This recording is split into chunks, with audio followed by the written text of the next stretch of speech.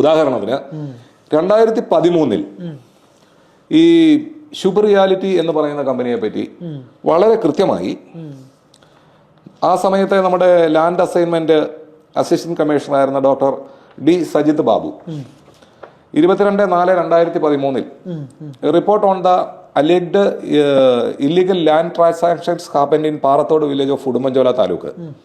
You are not CA/15/LRC/2013 dated 5/4/2013 CLR. ഈ നമ്പറിൽ ഒരു റിപ്പോർട്ട് പുറത്തുവിടുകയുണ്ടായി. അതിൻ്റെ ഏറ്റവും അവസാന പേജ്, അതിനകത്ത് ഏറ്റവും ലാസ്റ്റത്തെ പേജിൽ വളരെ കൃത്യമായിട്ട് പറഞ്ഞിട്ടുണ്ട്. ഇത് local enquiry revealed that one Mr. Johnikutti J. Odigayil is directly involved in the entire transaction at the guise of setting up of the NCC Academy. His land transactions in and around the Kailasapara region with Super Reality South Limited need to be inquired into by an appropriate agency. He misused his connections to pressurize the officials to get the things done in an illegal manner. The local inquiry revealed that almost the entire government lands which is ideally suited for wind energy projects in and around the site has been completely grabbed by the close associates of him, which warrants a detailed and thorough investigation.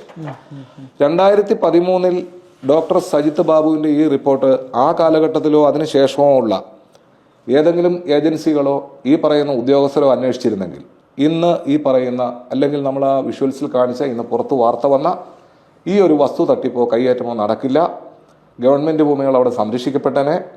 ഈ പറയുന്ന പാവപ്പെട്ട അതിൻ്റെ താഴ്വാരങ്ങളിൽ ജീവിക്കുന്ന മനുഷ്യർക്ക് ഭാവിയിൽ ജീവഹാനി ഉണ്ടാക്കാവുന്ന യാതൊരു പ്രവൃത്തികളും അവിടെ നടക്കില്ല എന്നുള്ള വളരെ കൃത്യമായ ഈ റിപ്പോർട്ട്, ഇത് 2013 വന്ന റിപ്പോർട്ടാണ്. ഇപ്പോൾ 12 വർഷത്തോളമായി. ഈ വിഷയവുമായി ബന്ധപ്പെട്ട് ഈ വാർത്തകൾ പുറത്തു വരുന്നതിന് മുമ്പ് തന്നെ ബഹുമാനപ്പെട്ട ഇടുക്കി ജില്ലാ കളക്ടർക്ക്, അതുപോലെ തന്നെ ഇടുക്കിയിലെ ഭൂമി കൈയേറ്റങ്ങളെ പറ്റി അന്വേഷിക്കാൻ വേണ്ടി ബഹുമാനപ്പെട്ട കേരള ഹൈക്കോടതിയുടെ നിർദ്ദേശപ്രകാരം തന്നെ കോൺസ്റ്റിറ്റ്യൂട്ട് ചെയ്യപ്പെട്ട ഒരു സ്പെഷ്യൽ ഇൻവെസ്റ്റിഗേഷൻ ടീം, ബഹുമാനപ്പെട്ട ശ്രീ സേതുരാമൻ IG ആയ സേതുരാമൻ IPS അദ്ദേഹത്തിൻ്റെ നേതൃത്വത്തിലാണ് ഈ ഒരു സ്പെഷ്യൽ ഇൻവെസ്റ്റിഗേഷൻ ടീം കോൺസ്റ്റിറ്റ്യൂട്ട് ചെയ്തിരിക്കുന്നത്. അദ്ദേഹത്തിന്റെ ഓഫീസിലും നമ്മൾ ഇതിനുമായി ബന്ധപ്പെട്ട മുഴുവൻ രേഖകളും സമർപ്പിച്ചു. ഇങ്ങനെ ഈ കയ്യേറ്റ ഭൂമിയാണ് എന്ന് താങ്കൾ ഉൾപ്പെടുന്ന സംഘത്തിന് മനസ്സിലായിട്ട് എത്ര നാളുകളായി? നമ്മൾക്ക് ഈ വിവരം കൃത്യമായി മനസ്സിലായിട്ട് ഇപ്പോൾ ഒരു 3 മാസത്തിനുള്ളിലായിട്ടുള്ളൂ. അത്രേ ആയിട്ടുള്ളൂ. അപ്പോൾ ഈ 2013 ഈ റിപ്പോർട്ട് വരുന്നു. വർഷങ്ങൾ ഇത്രയും കഴിഞ്ഞിട്ടും ഇത് കയ്യേറ്റ ഭൂമിയാണെന്ന് ഇപ്പോഴാണ് നിങ്ങൾ തിരിച്ചറിയുന്നത്? അല്ല, ഇത് തിരിച്ചറിഞ്ഞതുകൊണ്ട് തന്നെയാണ് അന്ന് സജിത് ബാബുവിന്റെ റിപ്പോർട്ട് 13 നിങ്ങൾ ഈ റിപ്പോർട്ട് വരുന്നത്.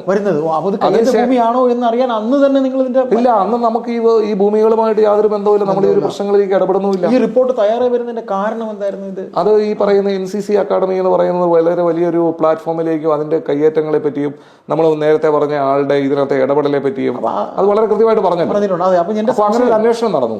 അങ്ങനെ ഒരു അന്വേഷണം പോയപ്പോഴാണ് ഈ റിപ്പോർട്ട് പുറത്തു വരുന്നത്. അങ്ങനെ അന്വേഷണം, ഈ റിപ്പോർട്ട് കേരള ഹൈക്കോടതി സബ്മിറ്റ് ചെയ്തു. തീർച്ചയായിട്ടും ഗവൺമെന്റ് തന്നെ, അതായത് പ്രോസിക്യൂഷൻ ഭാഗം കേരള ഹൈക്കോടതിയിൽ സബ്മിറ്റ് ചെയ്തിരിക്കുന്ന റിപ്പോർട്ടാണിത്. മനസ്സിലായി.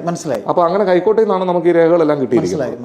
അപ്പോൾ ഇപ്പോൾ നമ്മളുടെ ഭാഗത്തേക്ക് നമ്മൾ ഇതിനെ പറ്റിയുള്ള അന്വേഷണം ഈ ഭൂമി കയ്യേറ്റവുമായി ബന്ധപ്പെട്ട് ഈ അടുത്ത കാലത്താണ് ഈ ഒരു പർട്ടിക്കുലർ ഇഷ്യൂവിൽ നമ്മൾ നിരവധിയായ ഭൂമി കയ്യേറ്റങ്ങളെ പറ്റി പഠിക്കുന്നുണ്ട്, അന്വേഷിക്കുന്നുണ്ട്.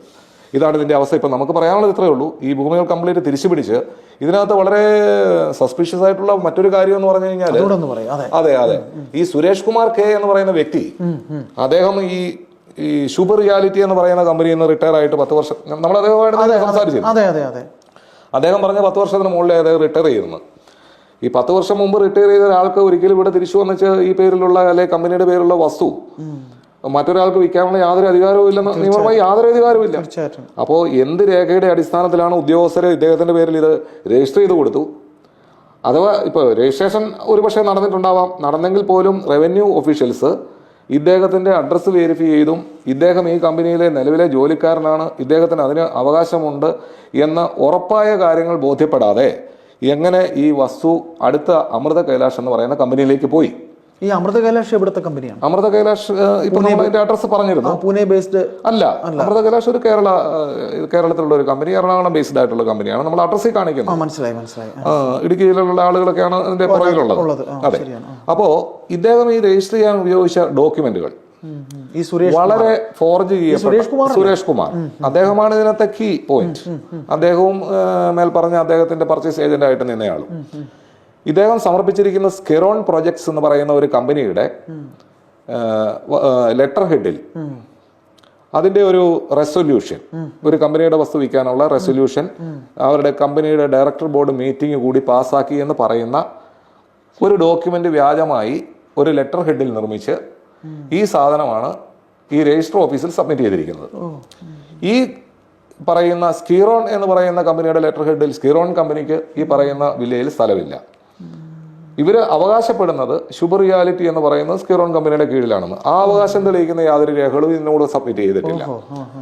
രണ്ടാമത് ഇത് പറയുന്ന resolve that in continuation to earlier resolution passed at the meeting of the board of directors held on 10 November 2020. Mr. Nilesh Dhanani, somebody else, and Mr. Suresh Kumar K, the authorized representative of the company, be hereby severally authorized to all such acts, deeds, matters and things and sign agreements, deeds, documents, declarations, undertakings, letters and such other papers as may be necessary for the purpose of buying, selling and otherwise dealing in land in the state of Kerala for and on behalf of the company. ഒരു കമ്പനിയുടെ കേരളത്തിൽ വസ്തുക്കൾ എന്തെങ്കിലും ഉണ്ടെന്ന് ഒരുപക്ഷെ ഈ കമ്പനിക്ക് പോലും അറിയാൻ പാടുള്ളതായിരിക്കില്ല. കാരണം ആദ്യം ഒരു പബ്ലിക് ലിമിറ്റഡ് കമ്പനി ആയിരുന്നു.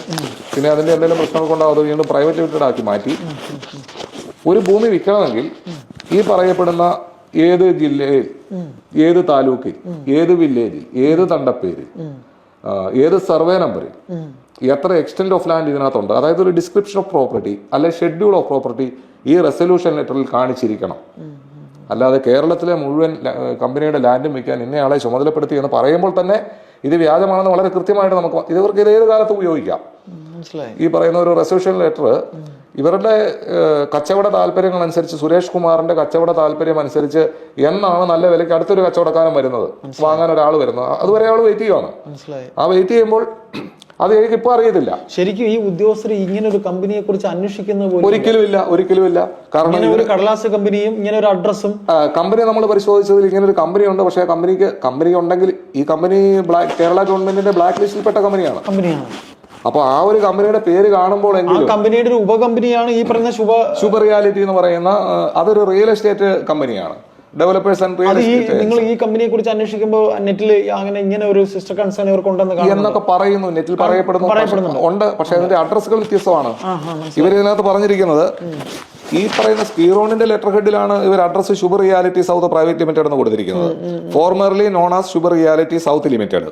ഇത് രണ്ടും കൊടുക്കുമ്പോൾ പോലും കോർപ്പറേറ്റ് ഓഫീസ് അഡ്രസ് കാണിച്ചിരിക്കുന്ന Godrej millennium 5th floor, Koregaon park road, Pune. അങ്ങനെ ഒരു അഡ്രസ് ഇവിടെ ഇല്ല. രജിസ്റ്റേർഡ് ഓഫീസ് അത് നോക്കിയപ്പോ അങ്ങനെ അല്ല പറയാം. Montiel square near hotel crown Plaza, SG highway, Ahmedabad, Gujarat. ഈ 2 അഡ്രസ്സുകളും അല്ലല്ലോ നമ്മളിപ്പോ വായിച്ചത്. ഈ കാണപ്പെടുന്ന ഒരു അഡ്രസ്സിലും ഈ ഉടുമ്പൻചോല താലൂക്കിൽ പാറത്തോട് വില്ലയിൽ വസ്തുവില്ല. പിന്നെ ഈ ഒരു റെസൊല്യൂഷൻ ലെറ്റർ വെച്ച് എങ്ങനെ രജിസ്റ്റർ ചെയ്ത് കൊടുക്കാൻ പറ്റും? എങ്ങനെ ഈ വസ്തു വേറൊരാൾക്ക് വിൽക്കാൻ സുരേഷ് കുമാറിന് എന്ത് അവകാശം, എന്ത് ലീഗാലിറ്റി? അടുത്ത ഒന്ന്, പിന്നെ സുരേഷ് കുമാർ അവിടുന്ന് ജോലിയിൽ നിന്ന് വിട്ടു കഴിഞ്ഞു, സർവീസിൽ നിന്ന് റിട്ടയർ ചെയ്ത ആളാണ്, 10 കൊല്ലം വരെ കഴിഞ്ഞ ആളാണ്. അപ്പോൾ അയാൾ ചെയ്തത് മുഴുവൻ വ്യാജമാണെന്ന് വളരെ വ്യക്തമാണ്. അദ്ദേഹത്തോട് നമ്മൾ നേരിട്ട് സംസാരിച്ചിരുന്നു. ഈ വിഷയങ്ങളുമായി ബന്ധപ്പെട്ട് ഇതിനൊരു ക്ലാരിഫിക്കേഷൻ തരാൻ നമ്മളുടെ അടുത്ത് എത്തണമെന്നും അദ്ദേഹത്തിന് തിരുവനന്തപുരം അഡ്രസ് ഒക്കെ ശരിയാണ്. ഇദ്ദേഹം തിരുവനന്തപുരം അഡ്രസ് അദ്ദേഹം എന്നോട് സംസാരിച്ചത് അദ്ദേഹത്തിന് അങ്ങനെ ഒരു അഡ്രസ് ഇല്ല എന്നാണ്. അപ്പോൾ തന്നെ ഇവിടെ കൊടുത്തിരിക്കുന്ന അതെ നമ്മളുടെ ഈ രേഖകൾ ഉണ്ടെന്ന് അദ്ദേഹത്തിന് അറിയില്ല. മനസ്സിലായി. ഒരുപക്ഷെ നമ്മള് വേറെ എന്തെങ്കിലും താല്പര്യത്തിലാണോ അദ്ദേഹത്തെ വിളിച്ചെന്ന് അദ്ദേഹത്തിന് സംശയം ഉണ്ടാവാം. മനസ്സിലായി. പക്ഷെ നമ്മളെന്നാലും അദ്ദേഹത്തോട് പറഞ്ഞു. നമുക്ക് ഈ സംസാരം അവസാനിപ്പിക്കുമ്പോൾ ചേട്ടൻ പറയും നമുക്ക് എങ്ങനെ ഇത് ബാക്കി കൺക്ലൂഡ് ചെയ്യുമ്പോൾ നമ്മൾക്കിത് ചെയ്യാനുള്ളത് ഇത് ഗവൺമെന്റിന്റെ ശ്രദ്ധയിൽപ്പെടുത്തിയിട്ടുണ്ട് നമ്മള്. തീർച്ചയായിട്ടും ഈ പറയുന്ന പിന്നെ NCCക്ക് കൊടുക്കുന്നു, അതൊരു പരേഡിന് യോജിച്ച ഒരു സ്ഥലം പോലും അല്ലേ? അങ്ങനെ ഒരു കുന്നാണത്, ഒരു കുന്നാണ്. അതെ, കുന്നിന്റെ മുകളിൽ കുറെ നിരപ്പും കാര്യങ്ങളും ഒക്കെ. ഇത് കാറ്റാടി ഈ കാറ്റാടി പദ്ധതി ഇവിടെ വന്നാൽ, ആ കാലഘട്ടത്തിൽ അവരുടെ പ്രപ്പോസൽ അനുസരിച്ച് വന്നാൽ പട്ടയപ്പറമ്പ് കാറ്റാടിയുടെ പേര് കിടക്കുന്നു. പട്ടയം ഇല്ലാത്ത പറമ്പ് ഗവൺമെന്റിന് നമ്മുടെ ഇവിടുത്തെ ഊർജ്ജ പ്രതിസന്ധി പരിഹരിക്കാൻ കാറ്റാടിക്ക് വേണ്ടി സൗജന്യമായി വിട്ടുകൊടുക്കുന്നു. അങ്ങനെ അങ്ങ് വിട്ടുകൊടുക്കുന്ന ലാൻഡിലേക്ക് ഗവൺമെന്റിന്റെ ചെലവിൽ ഇവിടുത്തെ സാധാരണക്കാരനായ നികുതി കൊടുക്കുന്ന പാവപ്പെട്ടവന്റെ നികുതി പണം ഉപയോഗിച്ച് ഇവർക്ക് വേണ്ട എല്ലാ സൗകര്യങ്ങളും, റോഡ്, വെള്ളം, വഴി, മറ്റ് ഗവൺമെന്റ് സംവിധാനങ്ങളെല്ലാം ഈ പറയപ്പെടുന്ന ഈ പട്ടയ സ്ഥലത്തിന്റെ തൊട്ടു ചുവട്ടിൽ തന്നെ എത്തും. പിന്നെ ഇവരുടെ ഇത് രണ്ടും ചേർന്ന് പറഞ്ഞ ഭൂമിയാ. കാറ്റാടി കമ്പനി അവിടെ ഉണ്ട്. കാറ്റാടി കമ്പനിക്ക് ഉള്ള വസ്തു വിറ്റ കഥയാണ് നമ്മൾ പറഞ്ഞത്. കാറ്റാടി കമ്പനിക്ക് അനുവാദം കിട്ടിയില്ല കേരളത്തിൽ. മേടിച്ച് ലാൻഡ് അവിടെ കിടക്കുന്നു. ഇത് ടൂറിസത്തിലേക്ക് മാറ്റുക എന്നുള്ളത് തന്നെ ആയിരിക്കും അന്നും അവരുടെ ഉദ്ദേശം. കാറ്റാടി കമ്പനി എന്ന് നമ്മളോട് പറഞ്ഞു, നമ്മുടെ ഗവൺമെന്റിനോട് പറഞ്ഞു, നമ്മൾ കേട്ട അറിവ് മാത്രമേ നമുക്കുള്ളൂ. മനസ്സിലായി. അവരുടെ ഉദ്ദേശം ഇതായിരുന്നു എന്നുള്ളത് ഇപ്പോഴാണ് പുറത്തോട്ട് വരുന്നത്. മനസ്സിലായി. ഇതായിരുന്നു ഉദ്ദേശം. ഇത് വളരെ കൃത്യമായ അന്വേഷണം വേണം. ഇത് നമ്മളൊരു ഉദാഹരണം മാത്രമാണ്. ഇത് ടൂറിസം വികസനം എന്നാണ് പറയുന്നത്. അപ്പൊ റവന്യൂ വകുപ്പ്, റവന്യൂ മന്ത്രി അടങ്ങിയവരെ മുഖ്യമന്ത്രിക്ക് അല്ലെങ്കിൽ നമ്മുടെ സംസ്ഥാനത്തെ മറ്റ് ടൂറിസം വകുപ്പിന് ഇതിനെക്കുറിച്ച് എന്തെങ്കിലും അറിവുണ്ടാവും? അത് ഇവിടെ തന്നെ ഈ കള്ളങ്ങളെല്ലാം കുഴിച്ചു മൂടുന്നു. ടൂറിസം എന്ന ചാനലുകളും വാർത്താ മാധ്യമങ്ങളും ടൂറിസം എന്ന് പറയുന്നതേ ഉള്ളൂ. ടൂറിസം. പക്ഷെ നമുക്കത് വളരെ വ്യക്തമായ രേഖയിൽ നിന്ന് മനസ്സിലായി. കാരണം ആ തണ്ടപ്പേര് നമ്മൾ മുമ്പേ പറഞ്ഞ തണ്ടപ്പേരിൽ പിടിച്ചിരിക്കുന്നത് അമൃത കൈലാഷ്, മറ്റേ നമ്മൾ നേരിട്ട് അത് സംസാരിച്ചിരുന്നു. അവരുടെ അഡ്രസ്സ് കൃത്യമായിട്ട് പറഞ്ഞാൽ Amrita Kailash wellness village and amusement park private limited. അപ്പോഴാണ് നമുക്ക് ടൂറിസത്തിന് വേണ്ടിയാണെന്നുള്ളത് മനസ്സിലാവുന്നത്. ഇത് ഉദ്യോഗസ്ഥർക്ക് മനസ്സിലായിട്ടില്ല എന്നങ്ങനെ പറയാൻ പറ്റും. ഇത് കൃഷി ആവശ്യത്തിന് മേടിച്ച ഭൂമിയല്ലാന്ന് വളരെ വൃത്തിയായി അതിന്റെ നല്ല പേര് കാണുമ്പോൾ അറിയാം. അപ്പൊ ഇത് നമ്മളൊരു ഉദാഹരണം മാത്രമാണ് പറഞ്ഞത്. ഈ പറയുന്ന ശുഭ റിയാലിറ്റി കമ്പനി ഉടുമ്പൻചോല താലൂക്കില് ഈ പറയുന്ന പാറത്തോട് വില്ലേജില്, അതുകൂടാതെ തൊട്ടടുത്ത ചതുരംഗപ്പാറ വില്ലേജിൽ വാങ്ങിയിരിക്കുന്ന നിരവധി ഭൂമികൾ, അത് മറ്റ് പല ആളുകൾക്കും വിറ്റതിൻ്റെ രേഖകൾ, ഈ പറയുന്ന ആളുകളുടെ ബന്ധുക്കൾക്ക് തന്നെ, കുടുംബത്തിലുള്ള ആളുകൾക്ക് തന്നെ കൈമാറ്റം ചെയ്യപ്പെട്ടത്, പണത്തിൻ്റെ ആവശ്യം വരുമ്പോൾ മൂന്നാമതൊരാൾക്ക് വിറ്റ് പണം വാങ്ങിയത്, എല്ലാം വളരെ കൃത്യമായ രേഖകൾ നമ്മുടെ കയ്യിലുണ്ട്. ഇത് മുഴുവൻ നമ്മൾ കോടതിയിൽ സമർപ്പിക്കും. വളരെ വിശദമായ അന്വേഷണം ഉദ്യോഗസ്ഥരെ നടത്തി, ഒരു ഏജൻസി നടത്തി ഈ പറയുന്ന എൻ്റെ ഒരു സംശയം ഞാൻ ചോദിച്ചോട്ടെ. ഈ പറയുന്ന കാര്യങ്ങളെല്ലാം തന്നെ ഇവിടുത്തെ വില്ലേജ് ഓഫീസിലും വില്ലേജ് ഓഫീസറിലും തന്നെ അങ്ങ് തീർക്കപ്പെടുകയാണ്. മേളിലേക്ക് ഇതൊന്നും പോകുന്നില്ല. ഇത് കോടതി സമക്ഷം ഇത് കണ്ട ശേഷമേ കൃത്യമായി നമ്മളിത് കോടതിയെ സമീപിക്കും. കോടതിയെ സമീപിച്ച് ഇത് മുഴുവൻ രേഖകളും ഇപ്പൊ സ്പെഷ്യൽ ഇൻവെസ്റ്റിഗേഷൻ ടീം നമ്മള് ഈ കണ്ണൂർ ADM നവീൻ ബാബു എന്ന ഉദ്യോഗസ്ഥൻ മരണപ്പെടുന്നതിന് കാരണം തന്നെ ഇത്തരത്തിലുള്ള വ്യാജ പട്ടയങ്ങൾ അത് CPM എന്ന പാർട്ടിയുമായി ബന്ധപ്പെട്ട ആൾക്കാർക്ക് ഉണ്ട് എന്നറിഞ്ഞതിന്റെ പേരിൽ അദ്ദേഹത്തിന്റെ കണ്ടെത്തലായിരുന്നു. ഇത് പറയുന്ന വില്ലേജ് ഓഫീസർമാരൊക്കെ തന്നെ ഇത് കണ്ടെത്തിയിട്ട് എത്തേണ്ടടുത്ത് എത്തുകയോ പറയേണ്ടടുത്ത് പറയുകയോ ചെയ്ത കൈവണി മേടിച്ച് അവിടെ തന്നെ അങ്ങ് ഇരിപ്പുണ്ട്. അങ്ങനെ ഇരുന്നാൽ അവർക്ക് വരാൻ പോകുന്നത് മേൽ പറഞ്ഞ ഉദാഹരണത്തിന്റെ ബാക്കിയായിരിക്കും എന്ന് വളരെ കൃത്യമായിട്ട് തന്നെ നമുക്ക് പറയാൻ പറ്റും. കാരണം ഇതിന്റെ പുറകിൽ പ്രവർത്തിക്കുന്നവര്, അവർക്ക് പ്രത്യേക രാഷ്ട്രീയമില്ല. ഏത് പ്രസ്ഥാനം വന്നാലും, UDF വന്നാലും LDF വന്നാലും ഇനി മൂന്നാമതൊരു പ്രസ്ഥാനം വന്നാലും അവരെ എല്ലാം വില കൊടുത്ത് മേടിക്കാമെന്ന് വളരെ ഉറപ്പുള്ള ആളുകളും മാനിപ്പുലേറ്റേഴ്സും ഇതിന്റെ പുറകിൽ കൃത്യമായി വർക്ക് ചെയ്യുന്നുണ്ട്. ഈ പറയുന്ന ഈ കമ്പനിക്ക് താങ്കൾ പറഞ്ഞ ഈ നമ്മൾ ഈ ഉടുമ്പൻചോല അല്ലാതെ തന്നെ വേറെ പലയിടങ്ങളിലും പല വില്ലേജുകളിലുണ്ട്. അവിടെ നടന്ന മുഴുവൻ രേഖകളും നമ്മുടെ കയ്യിലുണ്ട്. ഏതായാലും നാം ഈ സംസാരം അവസാനിപ്പിക്കുമ്പോൾ ഇതൊരു ചെറിയ ഉദാഹരണം മാത്രം, ഭൂമി കയ്യേറ്റത്തിന്റെ ഒരു ചെറിയ ഉദാഹരണം മാത്രം. ഇനി നമ്മൾ തുടർന്ന് ഈ വിഷയങ്ങളിൽ ഈ പറയുന്ന കമ്പനിയുടെ മാത്രമല്ല, ഈ ഉടുമ്പൻചോല അതിനോട് ചേർന്ന് കിടക്കുന്ന പ്രദേശങ്ങളിലെയൊക്കെ ഇത്തരത്തിലുള്ള വ്യാജ പട്ടയവുമായി ബന്ധപ്പെട്ടും ഭൂമി കയ്യേറ്റത്തിൻ്റെയും പിന്നെ വിവരങ്ങൾ തുടർ ചർച്ചകളായി നമുക്ക് നിങ്ങളുടെ മുന്നിൽ അവതരിപ്പിക്കാം. നന്ദി, നമസ്കാരം.